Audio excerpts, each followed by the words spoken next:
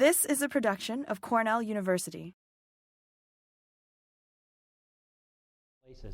But before I get started, I wanted to just orient you to what I'm going to be talking about today. And so I will be talking about the WVU Organic Farm, 15 years of research and education. And that's because the organic farm has only been there for about 15 years. So, and I actually was there when the organic farm got its start. These pictures that you see on this first slide will orient you to where I am in my presentation. So when I talk about biodegradable pots, this will show up in the corner of the slide so you know kind of where I'm at. So what I'm going to do is I'm going to talk a little bit about the marker garden section of the organic farm. I'm going to next talk a little bit about biodegradable pots, and then a little bit about mulches, organic mulches, and then finish up talking a little bit about education. But before we get started, I would like to kind of introduce myself to you because I am not necessarily a big name in horticulture, despite that wonderful introduction. But I am a Belgian native, which is kind of interesting by itself. I just became a US citizen about 3 months ago, so I'm really excited and proud about that. I had a very classical horticulture training in Europe, in Belgium, and so I went to a vocational technical high school studying horticulture. So I have a very practical, hands-on background. But when I finished up my undergraduate degree at Michigan State University, it was time for me to go to graduate school, and I found myself in a molecular biology lab, which was Randy Woodson's lab, and that's where I studied flower senescence. When I first started at West Virginia University, I continued doing some of that work on flower senescence, and there's several papers that can be found with my name on it that is actually molecular biology work, including this one in the Journal of Experimental Botany. However, when I first came to WVU, there was the idea of starting up an organic farm. Because we did not have a lot of horticulture faculty, it was only natural for me to get involved in this project.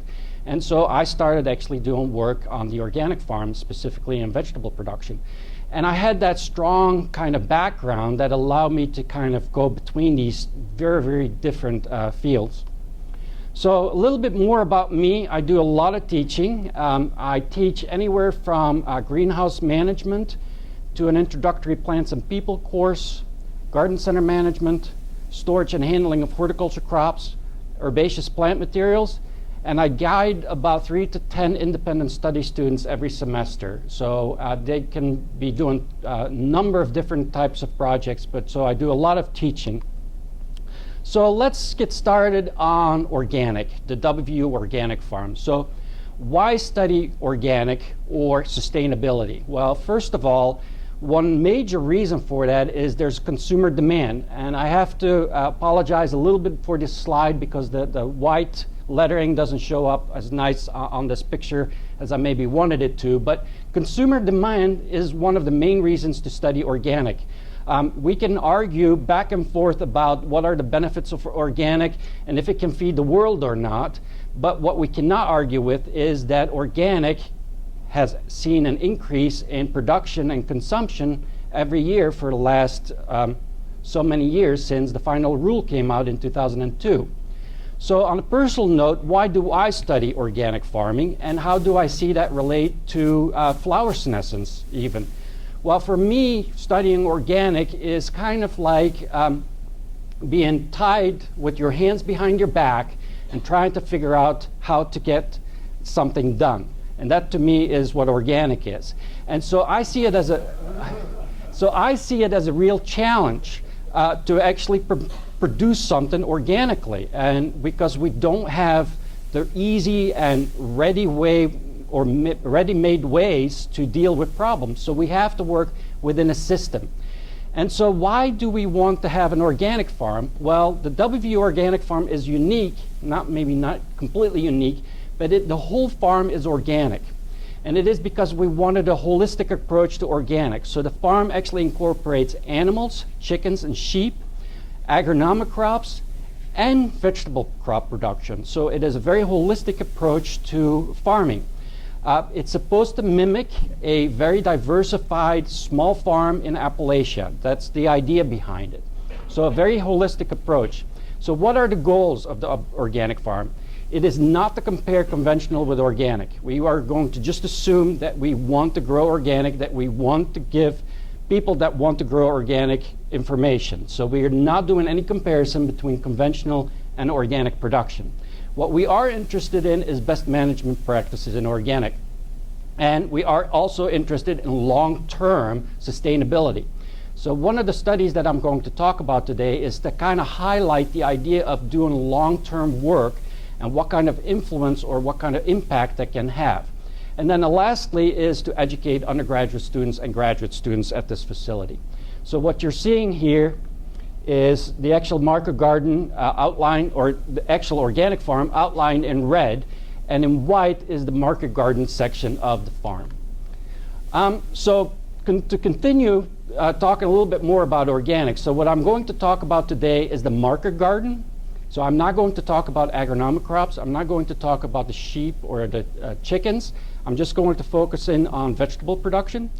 After I talk a little bit about the long-term studies that we've got going on in the market garden, I'm going to talk about plastic alternatives. I'm going to talk about biodegradable containers and mulches.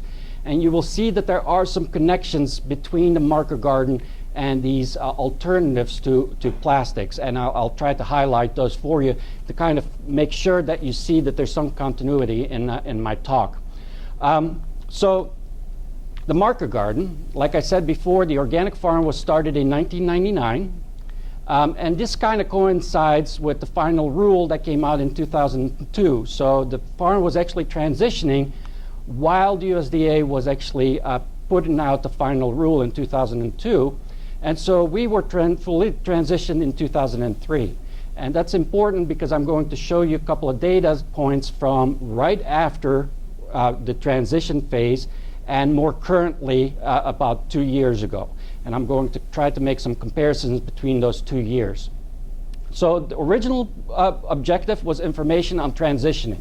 We actually wanted to look at what is one of the best ways to transition. I'm not going to talk about that today. The current objective is to look at the impact of long-term manure applications on organic systems. And you will see there's some benefits and some drawbacks to long-term manure applications. And then the future objectives, starting next year, is going to be the effect of tillage on soil quality. So we have been building soils for 15 years. And so now we want to kind of know what effect tillage will have on these soils. And then the last thing, of course, is education. And education is key to what we do at the WVU Organic Farm. So this is the market garden. It's a completely randomized design with 32 plots. 16 of those plots are low input plots, and 16 of those plots are high input plots. The low input plots only get green manures. The high input plots get green manures and a manure application. So that's the big key to this particular slide. The other thing is that we have a 4-year crop rotation. And the crop rotation goes between legumes, Solanaceae, cucurbitaceae, and compositae families of plants. And so we have a 4-year rotation. That means each crop has 4 low input plots, 4 high input plots. And if you keep on adding that up, you come up with 32 plots, 16 and 16.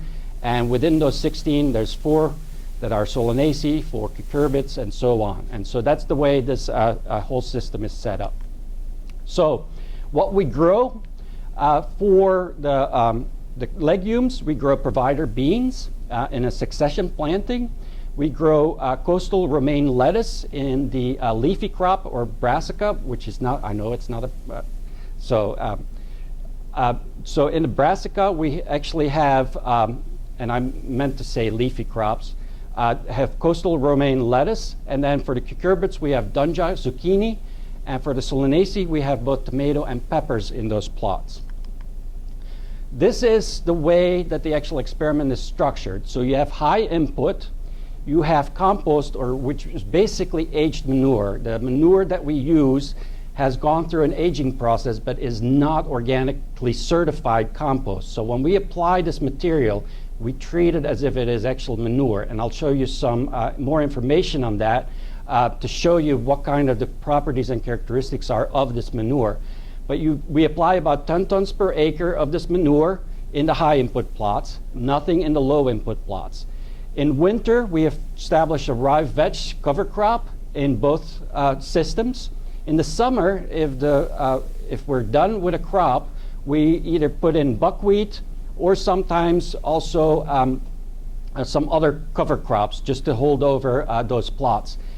And one thing that's really important here is that every other year when we grow Solanaceae and when we grow cucurbits, we apply a hay mulch to those plots. And that hay mulch actually gets incorporated into the soil.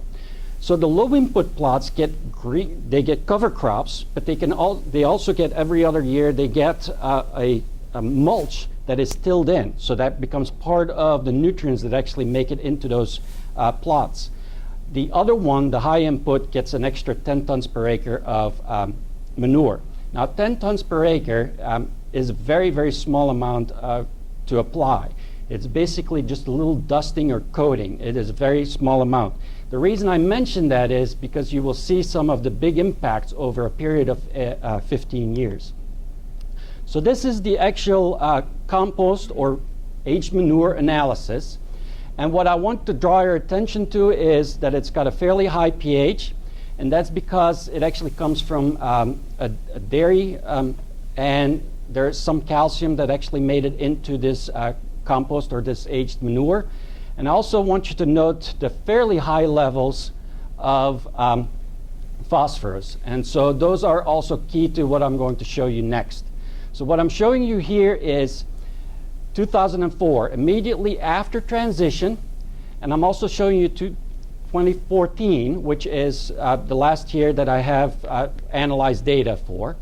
What I want you to note is right here, the phosphorus levels in the low input plot have remained about the same. And the key to that is we've been removing vegetable matter, but we've been reapplying the hay. So some of that is basically balanced things out when it comes to phosphorus.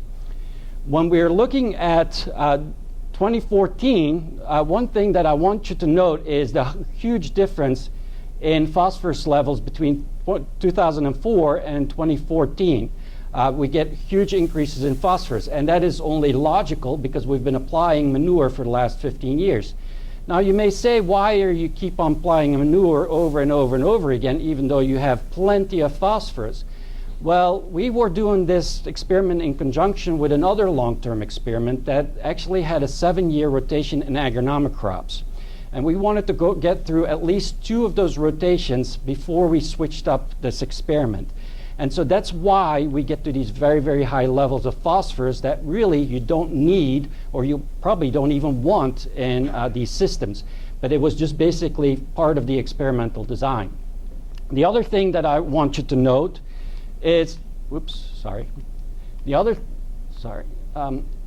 other thing I want you to note is the very high levels of calcium, and that's because that aged manure came in with quite a bit of calcium. We also occasionally limed the plots, especially the low input plots, to make sure that the pH was about the same as the high input plots. So this is a little bit more information on the actual yields that we received off of those plots. So what this is showing is we have the low input, we have pounds per acre, and the high input pounds per acre for 2014. We did the same thing for 2004, but what we noticed is that when you combine multiple years together, we can't really see very many differences between low and high input plots. So what we did is we normalized the data to % of an average yield for that year. And that allowed us then to combine the 2 years, the 2004 and the 2014 together, and do statistical analysis on those combined years. Now, there's plenty of other data, but I'm just showing you for these 2 years. And so the result of all of this is basically that for the high input plots, you can get about 20 to 25% higher yields when you apply 10 tons per acre of this aged manure. That's just what we came up with. And you see that kind of consistently, except maybe for tomatoes, where we didn't see those same differences. But what that does is, if you take that amount of yield and you turn it into a monetary value, and basically what we did is we can get, let's say, $2 for green beans. If we have a yield that is about 5,000 pounds more per acre, you multiply that by the amount that you can get for the beans, let's say $2 per pound, you come up with a number that indicates what that compost is actually worth to you. So you can actually see that this compost, this 10 tons of dairy manure, is worth or is of a lot of value, especially to a market garden type of setting where you're going to do retail selling. And so this basically shows you that getting compost off farm, you can actually get that at very high cost and still come out ahead when you're applying this compost. Now, the main thing that I want you to remember of all of this is that we can still get good yields in the low input plots. So if we just use cover crops and hay mulches, we get good yields. We add in manure, we get about 20% higher yield. What that means is that 20% higher yield, you can actually make a lot of money and you can actually afford to apply more manure. However, there are some drawbacks to applying manure over and over and over again. And so one of those drawbacks is those high phosphorus stocks. But there are also some key benefits to applying that manure over 15 years. And one of the things that you will see here is that in the high input plots, after about 4 years of applying this dairy manure, we actually increased the level of soil organic matter to 6.4%, which is pretty high. We also saw that if you keep on doing this, after about 15 years of application of this aged manure, we saw that you can actually increase the organic matter content of the soil to about 8.7%, which is really high. And actually, we can see differences just by looking at the soil when it rains. You can actually see differences in darkness of these soils. And that's by applying basically 150 tons over 15 years of manures. Now, that sounds like a lot, but if you only do that every single year, very small amounts, that is a very, very small amount to apply every year. The other benefit we saw, besides increase in soil organic matter, is we also saw that the bulk density of the soil decreased. And so that's what you see right here. The bulk density is basically inversely related to the soil organic matter. As you have more organic matter, the soil weighs less per volume. And so that's what you see here. But what I want to draw your attention to is that those differences, if you see those error bars, those differences did not show up until about 10 years after we started the experiment. And that's because we just have a lot of variability in those plots.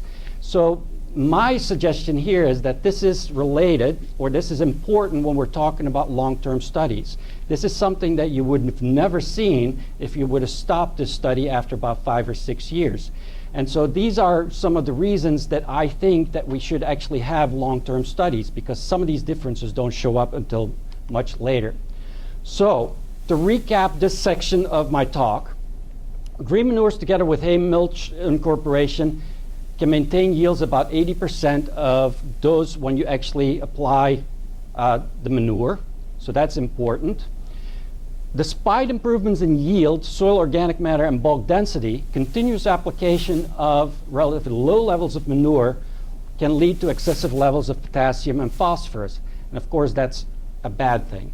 So it's a mixed bag. So basically what we want to do next with these plots is we want to reverse the treatments. So we want to take the high input plots and start treating them as low input plots, trying to draw down the phosphorus and potassium levels. And we want to take low input plots and start applying composted or aged manure, but then stop at a normal level of potassium phosphorus and try to manage those particular plots only with green manures and an occasional addition of regular manures.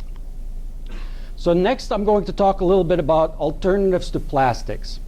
And I want you to remember that I talked about hay and hay mulches, and that will come up here in a little bit again. And so I just want to make sure that you're on board with me on this one. So we're going to talk about alternative containers. So I was part of a specialty crops research initiative project where we studied 10 different biodegradable containers that were either on the market or were poised to be on the market in the United States. And so we actually tested these 10 different containers: regular control plastic, a bioplastic, coir. This is a cow manure, our compost pot. This is a wood pulp. This is what's called a biosleeve. It's made out of also a biodegradable plastic. This is a rice hull, both slotted and solid rice hull. This is made with rice hulls and basically a wax, and it's pressed together. We have a straw pot that's made with rice straw, and then we also have a peat pot. And so those are the different pots that were used in this study.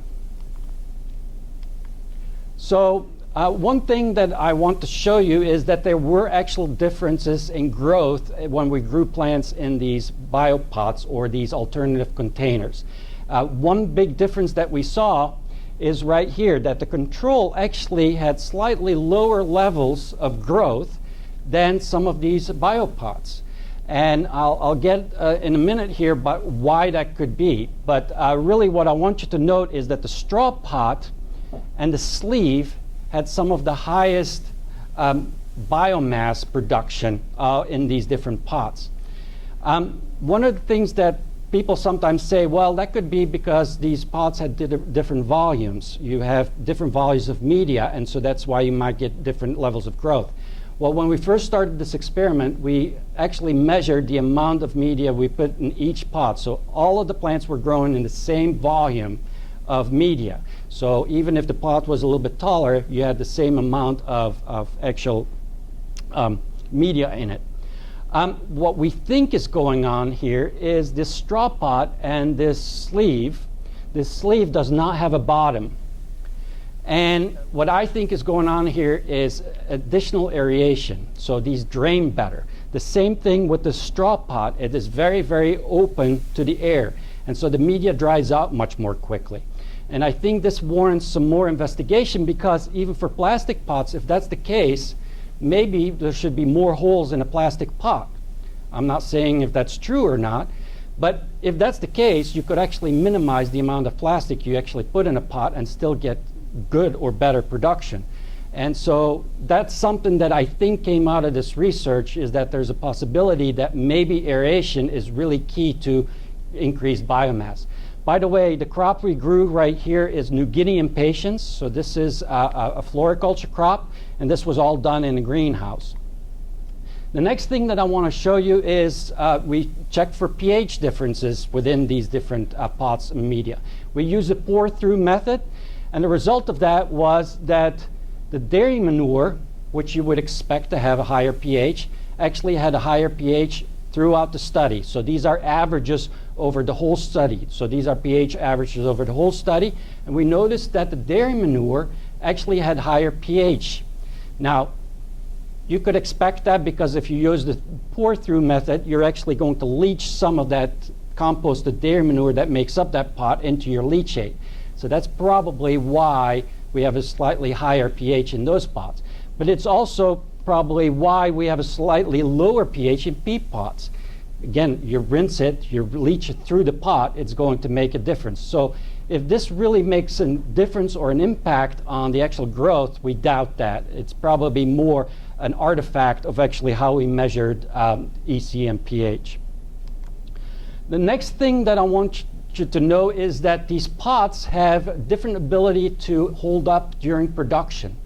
And so what we did is we took containers after we were done with production, we emptied them, and we actually measured how much force it will take to penetrate the side of the pot to see how well they disintegrate or how well they hold up during production. The result of this, not surprising, is that plastic pots hold up better than most other alternative pots. And what we also see is that the dairy manure, the cow pot, and this jiffy pot or the peat pot, they disintegrate the most. After about 6 weeks of production, when you try to lift up these pots, they basically fall apart. Most of these studies were done in shuttle trays, and so these pots were held together pretty well during production. But after production, if you try to lift them up, they do tear apart.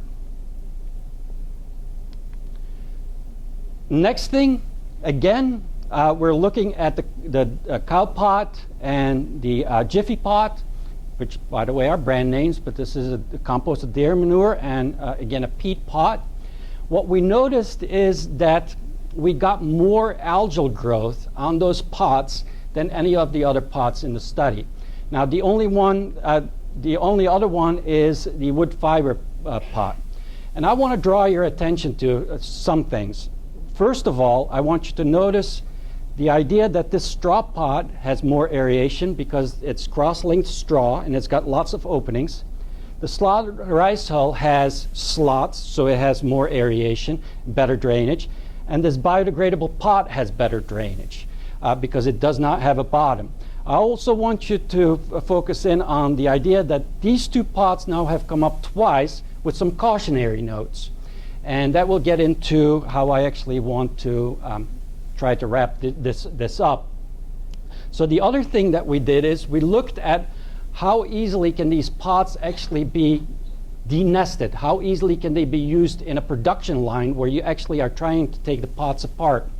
And what we noticed is that some of these pots, the rice hull pots right down here, they are a lot easier to remove out of a stack than, for example, this jiffy pot and even the control plastic pot.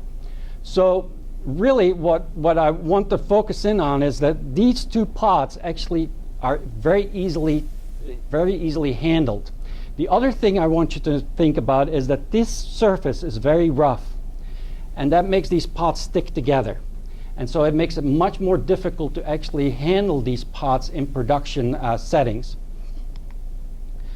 Let's switch gears. We're going to switch gears now. We have had the information about the biopots in greenhouse production. Now I'm going to move on. How do these pots behave when they're planted in the actual field? So two pots that we didn't plant directly in the field are this bioplastic one and this rice hull pot, because they are actually supposed to be removed. They are compostable, but they are not supposed to be plantable. So in this study, we only use plants that can actually be planted in the landscape. And so that's why there's a cross over these two that are basically not part of the study. The big thing that I want you to see here is really there's nothing to see. That's basically the result of all of this. Basically, all of these plants, if you plant them together with their pot into the field, and you compare it to a plastic pot that has been removed and the plant planted in the field, you get the same biomass production over a season. So really, once they go in the ground, they grow just as well. It doesn't matter which kind of pot you're talking about. This is pot decomposition at the end of the season. So at the end of the season, I had my graduate student dig up all these pots, take all the little pieces of biopots she could still find, and feed it through a leaf area meter. And so she looked at how much of that pot was still there in the actual field, or opposite, how much was still left over. And you'll notice that the manure pot, and even less so the peat pot, but the rice hull pot, they have very little decomposition. So the rice hull has very little decomposition. The manure pot has a lot of decomposition. And again, that's related to the greenhouse study, where I actually talked about the idea that these pots, they fall apart after about 6 to 8 weeks of production.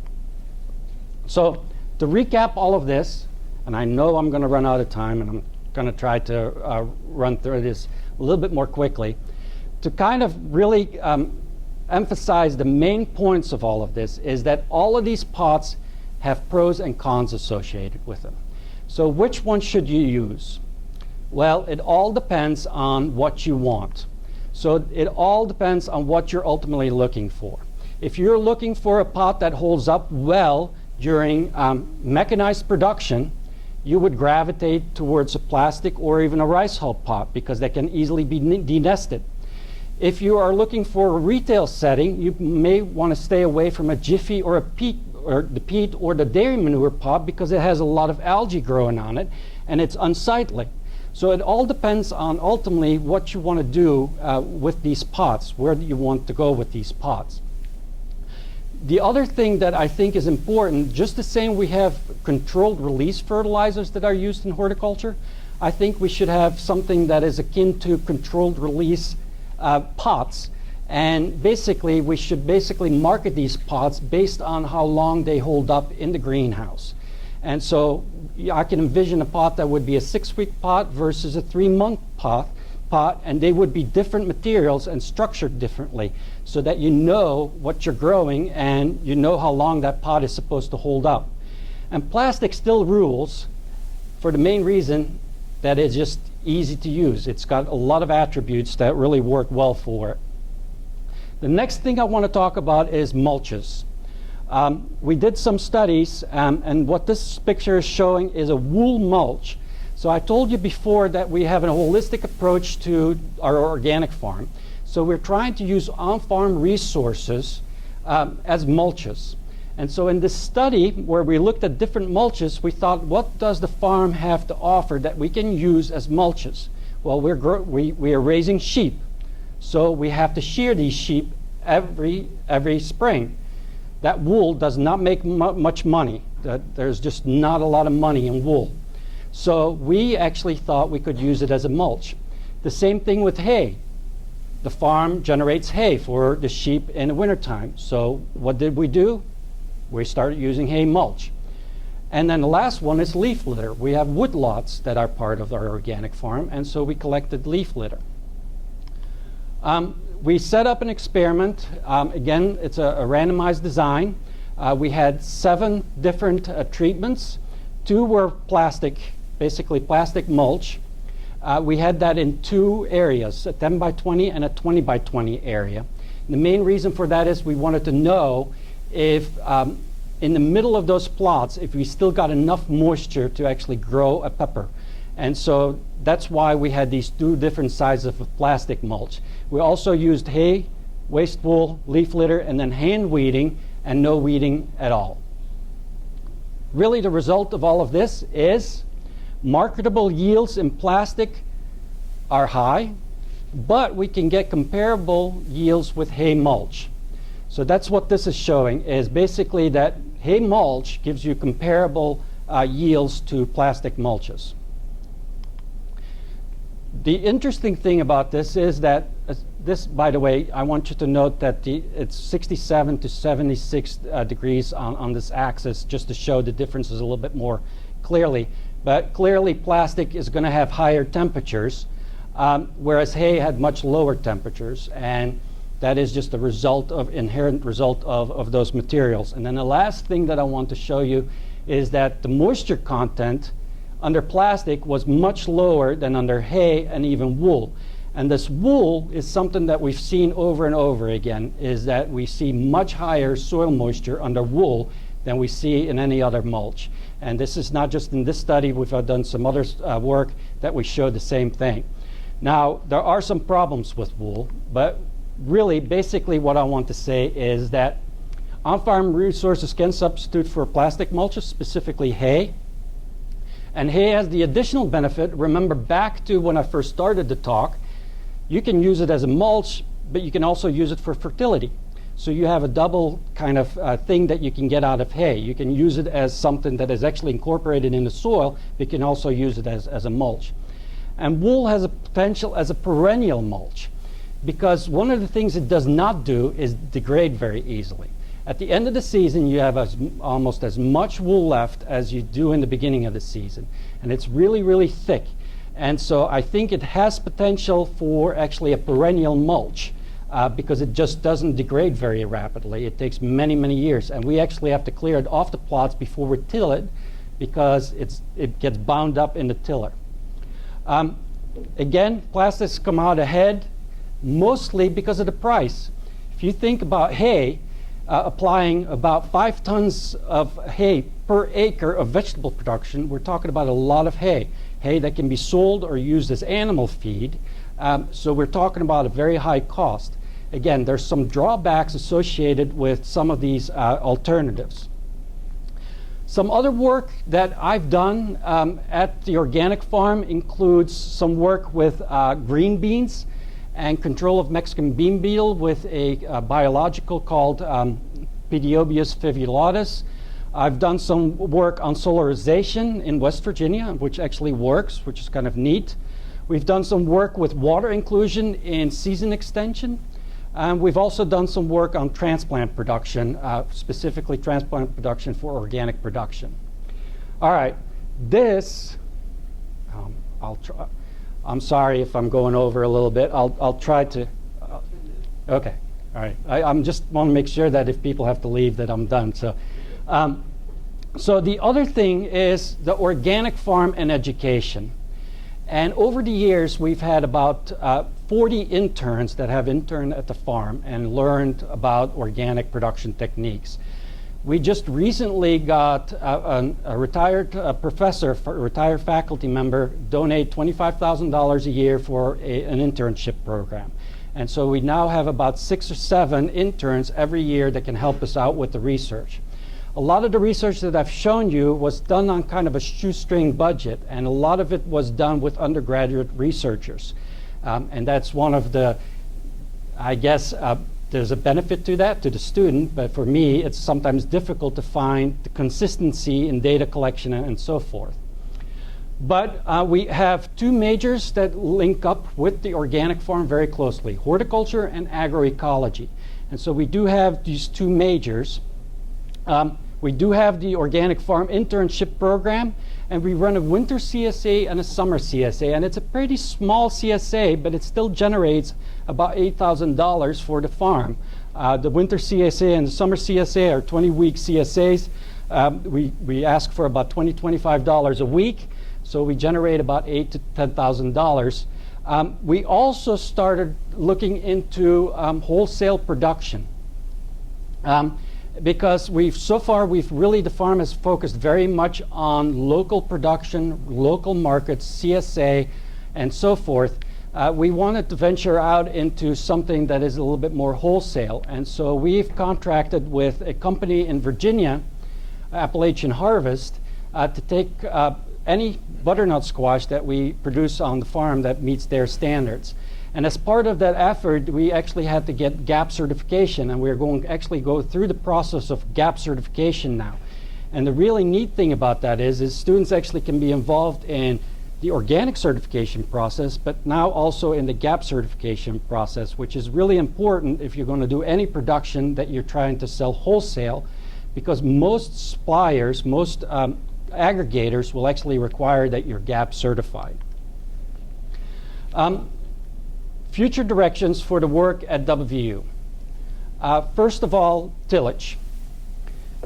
Really what I want to look at is no-till or low-till vegetable production.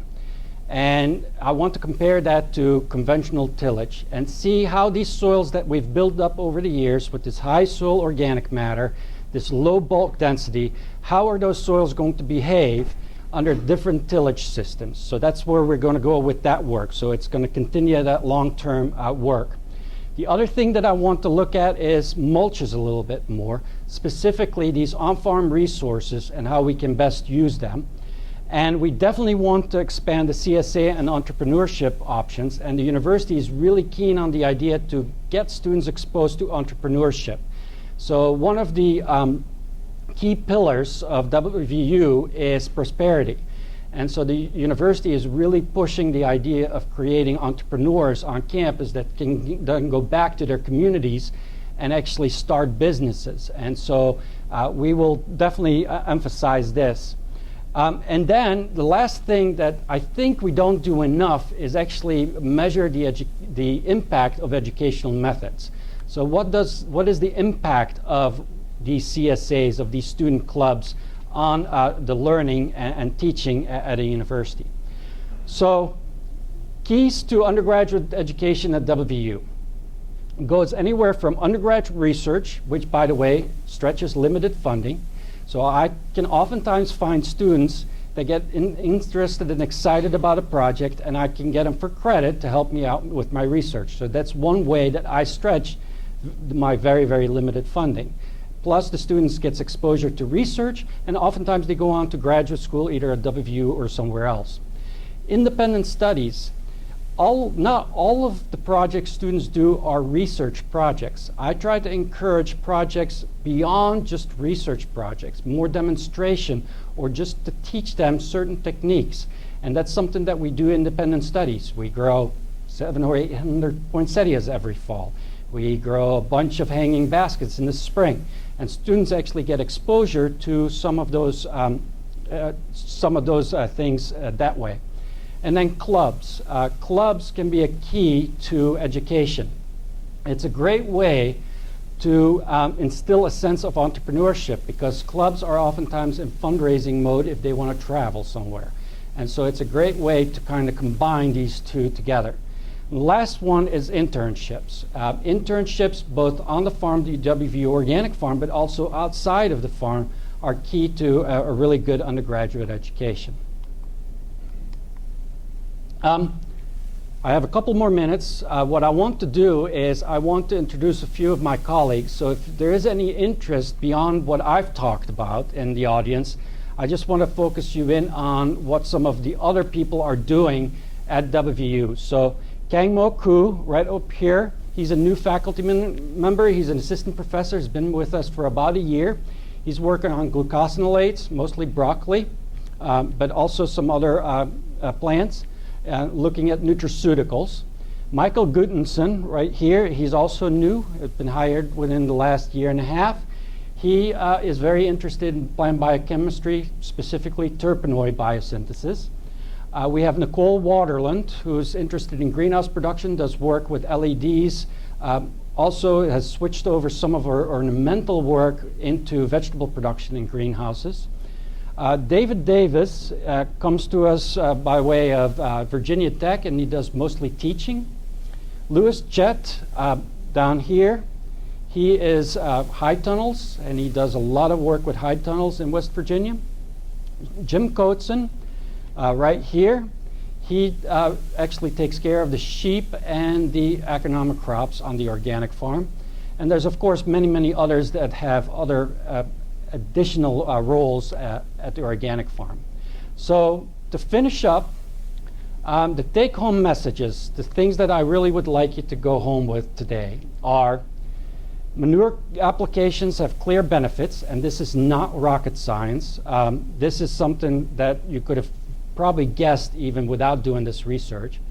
But what I would like to note is that building soils can also lead to excessive nutrients. And so the idea is that you really have to combine these manure and compost applications together with cover crops to really come up with a good mix for vegetable production.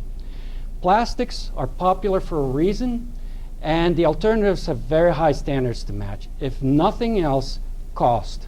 It is just very, very cheap to lay down a layer of plastic, and it is just much more expensive to use other alternatives.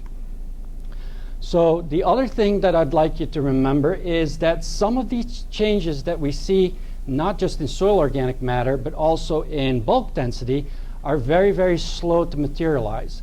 And so long-term studies are very, very important to what we do in horticulture. And like I said before, more is not better when building soils. And oftentimes, we still have growers that will not necessarily test their soil. And so this is, again, basically saying soil tests are key to good fertility management. And then plastics in many cases still rule for good reason. And then the last thing that I want to mention is these out-of-class experiences. Out-of-class experiences are, to me, key to a good education. And I think a lot of education happens outside of the classroom, not necessarily inside of the classroom. And so internships, clubs, any kind of independent study, even though that could be considered a class, is additional exposure to creativity that I think is very important to foster. So with that, I'm going to stop right here. That's my talk. I'll entertain questions if you have any.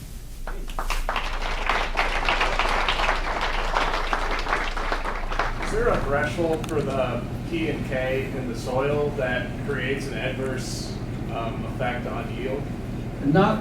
We were not reaching the high enough salt levels to affect yield, but what we are doing is basically those very high, the potassium is not as big of an issue, but phosphorus can actually become a pollutant, and so it could be a point source of pollution. And so those levels that I showed you after 15 years are 3 times as high as what would normally be good for production. So they're way, way higher than they need. I think we have. So I think part of developing a holistic organic farm is also selecting plant idiotypes that are suited to the system. So I'm curious if the organic farm does any variety evaluations or any direct breeding for organic systems. And repeat the question. So if there's any breeding efforts at the farm, no, we do not. We have one graduate student who's doing a little bit of breeding work with quinoa, but that's about the extent of any kind of breeding that we do. And I definitely have to say that is really important. The idea that you want to use varieties that are basically developed with organic systems in mind. We just started using certain of these varieties, and just for consistency's sake, have stuck to a lot of these varieties. But for example, we do use a local variety, West Virginia 63, that was developed at the university that has some late blight and early blight resistance. So we do try, but we just have not made any kind of major inroads into any kind of breeding. Ron, did you have a question? Are you using irrigation on any of these plots? No, and so The question was, do we use any irrigation on these plots? So for the long-term study, we do not consistently use irrigation, and that's my best way of describing it. Some years we do a better job than other years, and it all depends on, again, because we have undergraduate students that help us out, and some years we can just do a better job of that than others. I would assume you could control some of that P&K for irrigation. The potassium for sure. The phosphorus is probably bound, so that probably cannot necessarily be leached as easily as the potassium. And there could be an argument be made for that very high level of phosphorus if you tie that together with organic matter, that it is not as much of a pollutant as if it was just in a more mineral soil. Anyway, I'm not going to necessarily make that case, but yeah. Maybe one more, and then go ahead, and then we'll go to Janita. So I was just wondering if you could talk a little bit more about the organic farm, the structure, the management. Is it a teaching farm, a research farm, or a student farm? And then also, does the organic farm help you recruit more students? Are you attracting new students that wouldn't normally be interested in agriculture? so the farm is teaching and education, but a lot of So is there a manager? no, it's me. Okay. No, we do not. We have a farm worker that does the mowing, and all of the other stuff is run by me and Dr. Coates. And we manage the interns. We manage everything that happens at that farm. We try to generate some funds to go back into that internship. So we do run that CSA. We do sell a little bit to farmers markets. We've been really reluctant to sell to farmers markets because we oftentimes get complaints that we compete with local producers. And that's something that I haven't heard here as I've been talking to people, but we do get that. That's a little bit of an issue for us. So what was the other And then part of the question? recruitment. So are you attracting students because of the organic farm, and does it, Yes. do you use it as a recruitment tool? Yes, we do use it as a recruitment tool, and agroecology, that's the major that this is closely tied to, even though a lot of the students that intern are also horticulture students. When we bring students on campus, this is something that is definitely highlighted as something that we have on hand for them. So yes, it's definitely used in recruiting efforts, mostly tied to agroecology. The greenhouse is more used to recruit horticulture students. So before we quickly go to Geneva, I do, that there is a lunch for graduate students starting very soon on the 3rd floor in the conference room, room 336. So, any graduate students are welcome to come to that. Anything quickly from Geneva?